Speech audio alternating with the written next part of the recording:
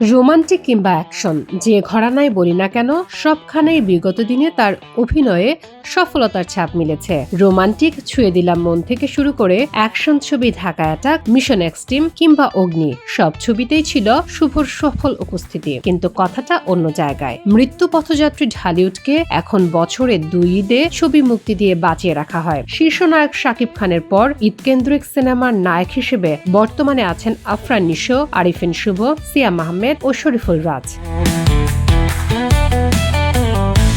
এদের মধ্যে নিশো, সিয়াম ও রাজ মোটামুটি নিজেদের অবস্থান তৈরি করে ফেলেছেন, কিন্তু কয়েক বছর ধরেই শুভ যেন কোথায় পিছিয়ে পড়েছেন। অথচ সিনেমার জন্য, চরিত্রের জন্য সবচেয়ে বেশি কসরত করা, শ্রম ঘাম দেওয়ার নায়ক হলোই শুভ। তবুও কয়েক বছর ধরে ঢালিউডে শক্তভাবে দাঁড়াতে পারছেন না তিনি। কেন? সব দিক থেকে ফিট থাকা সত্ত্বেও বড় পর্দায় শুভর আলোচনা ইদানিং কমে গেল কেন?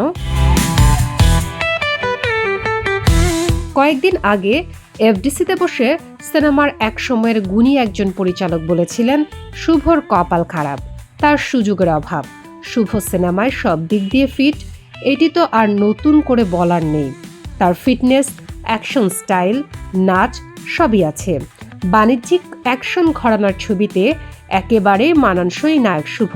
শাকিব খান যেমন বড় বাজেট, বিদেশি টেকনিক্যাল টিম আর রাফি, হৃদয়দের মতো পরীক্ষিত পরিচালকদের পাচ্ছে, এই মুহূর্তে শুভর ঠিক সেটাই দরকার।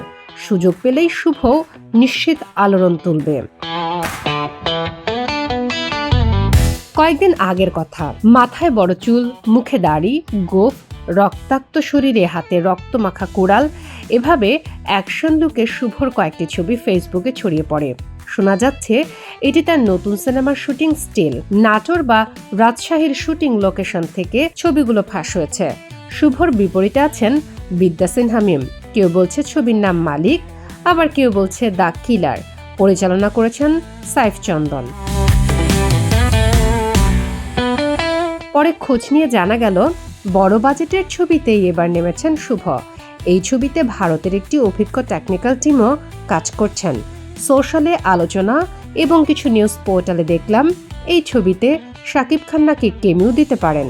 একটি আইটেম গানে নাচবেন তুর্কি কুরুলুস ওসমান সিরিয়ালের এক সুন্দরী অজি টোরার। বেশ কয়েক বছর ধরে ঢালিউডের সিনেমা নিয়ে, সিনেমার নায়িকা নিয়ে, বড় বাজেট নিয়ে, মুক্তির পর আয় নিয়ে প্রচুর চাপাবাজি চলে।